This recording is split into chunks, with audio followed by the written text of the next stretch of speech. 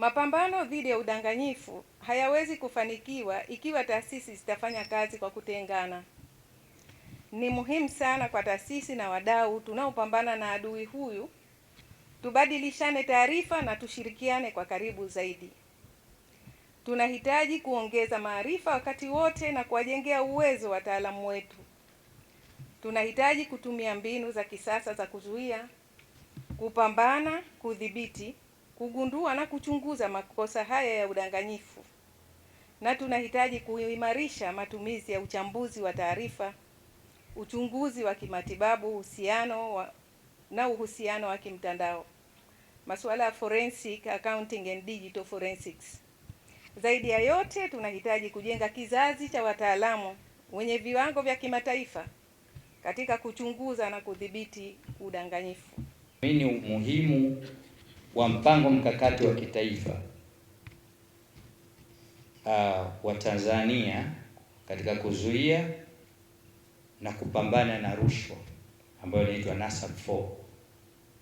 Katika eneo hili tumekuwa wadau muhimu tukishirikiana na serikali. Kwanza katika kuandaa mpango wenyewe tulishiriki kikamilifu, lakini katika kuutekeleza. Katika utekelezaji tumekuwa na mpango mkakati wa kwetu wa ndani wa miaka mitatu kwa kuona namna gani tunashirikiana na serikali.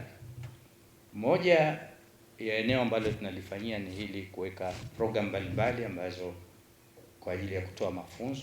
Katika muktadha huo, mamlaka ya usimamizi wa bima ambayo ni TIRA inaendelea kutekeleza wajibu wake wa kusimamia sekta ya bima kwa kuimarisha usimamizi, kukuza ufuataji wa sheria na kanuni, pamoja na kuhimiza mifumo bora ya kudhibiti hatari za ulaghai na udanganyifu.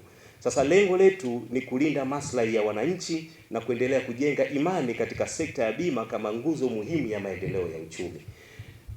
Imetoa miongozo mingi kwa ajili ya kusaidia wakaguzi wa ndani na taasisi ambazo wanazisimamia kuhakikisha kwamba basi tunatekeleza jukumu letu la kusimamia utengenezaji wa mifumo bora ya udhibiti wa ndani.